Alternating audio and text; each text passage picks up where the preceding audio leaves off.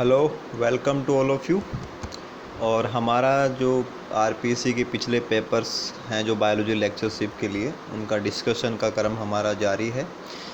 इस क्रम के अंदर हमने 2018 का पेपर और 2015 का पेपर आपके साथ डिस्कस किया। उसके जो भी क्वेश्चंस हैं उनके ऑप्शंस के ऊपर भी हमने जितना ज़्यादा एक्सप्लेनेशन किया जा सकता था वो कोशिश की।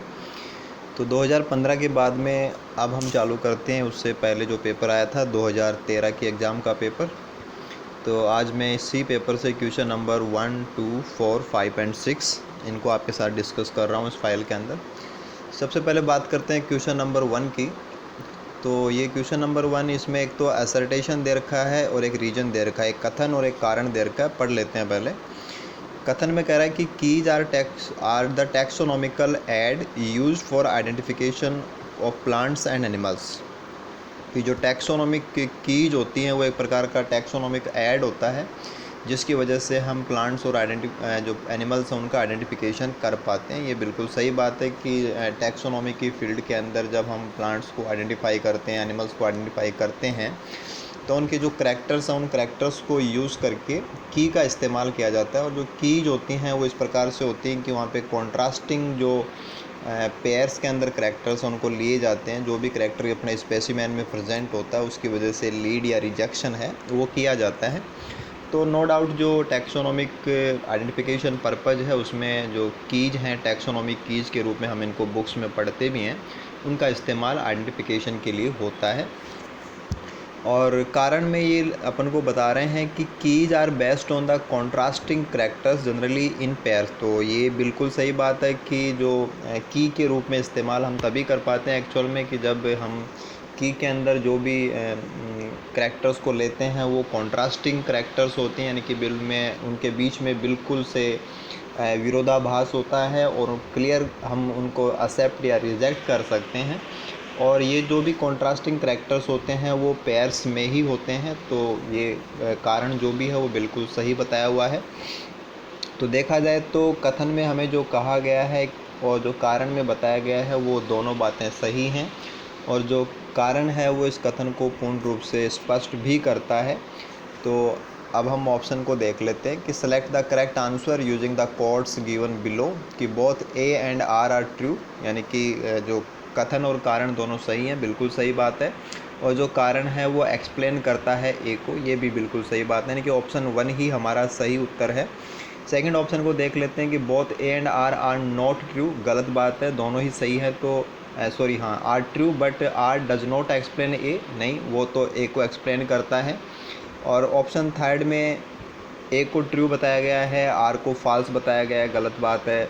ऑप्शन 4 में ए को गलत बताया गया है, आर को ट्रू बताया गया है, ये भी गलत बात है। यानी कि दोनों स्टेटमेंट भी सही है और जो कारण में हमें जो बताया गया है वो कथन के लिए बिल्कुल उपयुक्त एक्सप्लेनेशन भी है। तो ऑप्शन नंबर 1 यहाँ पे करेक्ट रहेगा। इसके बाद में हम बात करते हैं क्वेश्चन नंबर 2। तो क्वेश्चन नंबर 2 भी प्लांट जो टैक्सोनॉमी है वहीं का क्वेश्चन है।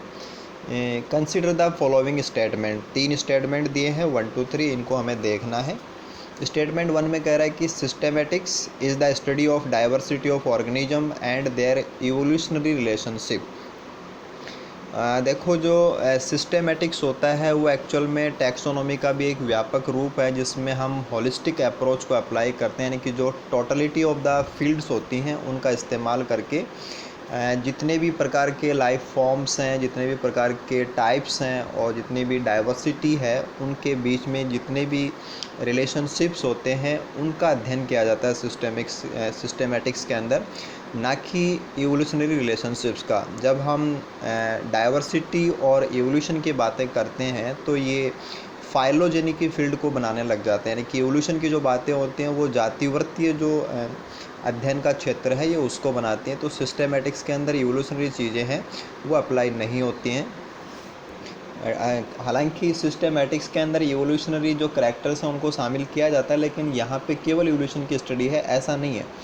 ऑप्शन 2 के स्टेटमेंट 2 की अगर हम बात करें कि the word systematics has its origin from the Greek language, नहीं, ये लैटिन लैंग्वेज के अंदर एक वर्ड है सिस्टेमा, वहाँ से लिया गया है। और सिस्टेमा का जो मतलब होता है वो हॉलिस्टिक से ही होता है, यानी कि जो इंटीग्रेटेड सिस्टम होता है उसी से होता है। तो ग्रीक लैंग्वेज गलत बात है, ऑप्शन स्टेटमेंट सेकंड गलत है हमारा। और थर्ड में ये कह रहा है कि the word systematics was first used by Carolus Linnaeus. ये बिल्कुल सही बात है, कैरोलस लीनियस ने ही अपनी बुक जेनेरा प्लांटेरम में इसको पहली बार यूज़ किया था। तो तीनों स्टेटमेंट की बात करें तो पहला स्टेटमेंट गलत है, दूसरा स्टेटमेंट गलत है, केवल तीसरा स्टेटमेंट सही है। लेकिन ऑप्शंस को देखें तो ऑप्शंस में ओनली थर्ड करेक्ट के लिए नहीं है, यानी कि सारे ही ऑप्शन गलत हैं। और आरपीएससी ने भी इसके लिए जो बोनस मार्क्स हैं वो दिए हैं, वहाँ पे की में इसके लिए कोई करेक्ट आंसर दिया हुआ नहीं है। तो आप ये ध्यान रखेंगे कि इसके अंदर जो ऑप्शंस हैं वो सारे गलत हैं, केवल इसमें थर्ड स्टेटमेंट सही है। बाकी दो में क्या गलती है वो मैंने आपको यहाँ पे डिस्कस की है। इसके बाद में बात करते हैं क्वेश्चन नंबर 4। एल्गी का क्वेश्चन है। एल्गी का जो पिगमेंट सिस्टम है वहाँ का क्वेश्चन है कि क्लोरोफिल ए और सी किस में पाए जाते हैं, रोडोफाइसी में, फियोफाइसी में, क्लोरोफाइसी में या साइनोफाइसी में। तो देखा जाए तो क्लोरोफिल ए और सी जो हैं वो फियोफाइसी यानी कि जो भूरे शैवाल हैं उनके अंदर, और साथ में ही जो बेसिलेरियोफाइसी यानी कि जो डाइटम्स होते हैं उन डाइटम्स के अंदर भी क्लोरोफिल ए और सी पाए जाते हैं। तो डाइटम्स का तो यहाँ पे या बेसिलेरियोफाइसी का तो कोई मेंशन है नहीं, फियोफाइसी यहाँ पे दिया हुआ है ऑप्शन नंबर 2 में, तो वो हमारा करेक्ट आंसर हो जाएगा। अगर हम बात करते हैं रोडोफाइसी की, तो रोडोफाइसी में क्लोरोफिल ए और डी पाए जाते हैं, साथ में आर फाइकोसाइनिन और आर फाइकोइरिथ्रिन ये मिलते हैं हमें। क्लोरोफाइसी की बात करें तो क्लोरोफिल ए और क्लोरोफिल बी पाया जाता है। और अगर हम साइनोफाइसी की बात करें तो साइनोफाइसी को हम जैसे मिक्सोफाइसी भी बोलते हैं, वहाँ पे आपको केवल क्लोरोफिल ए मिलेगा, साथ में सी फाइकोसाइनिन और सी फाइकोइरिथ्रिन है वो मिलेंगे। तो ए और सी को लेकर के अगर हम देखें तो Phaeophyceae is the right answer, option number 2। इसके बाद में क्वेश्चन नंबर 5 की बात करते हैं। सिंपल सा क्वेश्चन है, लोअर क्रिप्टोग्राम से जुड़ी हुई बातें हैं कि presence of archegonium is a common feature of, कि आर्चिगोनियम का पाया जाना किन का सामान्य लक्षण है। तो हम वैसे ही बात कर लेते हैं। देखो एल्गी की बात करते हैं तो एल्गी के अंदर आर्चिगोनियम नहीं होता, उगोनियम होता है। अगर हम बात करते हैं फंजाई की, तो फंजाई के अंदर भी आर्चिगोनियम नहीं मिलेगा, वहाँ पे उगोनियम, एस्कोगोनियम ये स्ट्रक्चर्स आपको मिलेंगी। हाँ, ब्रायोफाइट्स में आर्चिगोनियम मिलेगा। इसके बाद में टेरिडोफाइट्स में आर्चिगोनियम मिलेगा और जिम्नोस्पर्म्स में आर्चिगोनियम मिलेगा। एंजियोस्पर्म्स में चले जाएंगे तो वहाँ पे एम्ब्रियोसैक मिलेगा। यानी कि देखा जाए तो ब्रायोफाइट, टेरिडोफाइट और जिम्नोस्पर्म इन तीनों के अंदर हमें आर्चिगोनियम मिलेंगे। और आर्चिगोनियम यहाँ पे जो फीमेल गैमिटेंजियम है उसके रूप में काम करता है। तो यहाँ पे अगर हम देखें तो पहला ऑप्शन एल्गी फंजाई की वजह से गलत है, दूसरा ऑप्शन फंजाई की वजह से गलत है, तीसरा ऑप्शन ब्रायो, टेरिडो एंड जिम्नो का है वो बिल्कुल सही है, और चौथे ऑप्शन के अंदर एंजियो साथ में ऐड हो गया तो गलत हो गया, क्योंकि एंजियोस्पर्म्स के अंदर एम्ब्रियोसैक पाया जाता है, ना कि आर्चिगोनियम। देन हम बात करते हैं क्वेश्चन नंबर 6।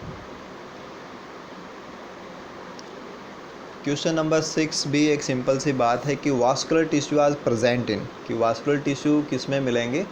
तो देखा जाए तो प्लांट किंगडम की बात करें तो प्लांट किंगडम के अंदर एल्गी में वास्कुलर सिस्टम नहीं होता, फंजाई में नहीं होता, ब्रायोफाइट में नहीं होता। हालांकि ब्रायोफाइट में कॉर्टेक्स और मेडुला के रूप में आप डिफ्रेंशिएशन ज़रूर देखते हैं, लेकिन वहाँ पे कोई भी ट्रू वास्कुलर सिस्टम नहीं होता है। वास्कुलर सिस्टम की जो उत्पत्ति है वो प्लांट किंगडम के अंदर टेरिडोफाइट से हुई है, यानी कि हम टेरिडोफाइट्स को ही फर्स्ट वास्कुलर प्लांट्स के रूप में जानते हैं। टेरिडोफाइट से बाद के यानी कि pteridophyte, then gymnosperm, then angiosperm, इन सब में वास्कुलर सिस्टम पाया जाता है।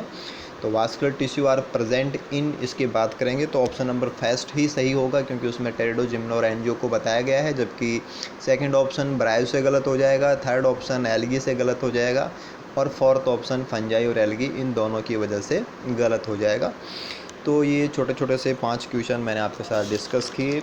बाकी क्वेश्चन भी हमारे बिल्कुल उसी हमारा जो पैटर्न चल रहा था उसी पैटर्न में आपके साथ डेली डिस्कस होते रहेंगे। तो जो भी नई चीज़ें आती हैं आप बिल्कुल उनको अपनी तैयारी के अंदर राइट डाउन करते रहिए, नोट डाउन करते रहिए, जो भी आपका तरीका है, ताकि चीज़ें आपके साथ रेगुलरली जुड़ती रहें और आपका सब्जेक्ट वाइज जो भी नॉलेज है वो फर्दर और इम्प्रूव होता रहे।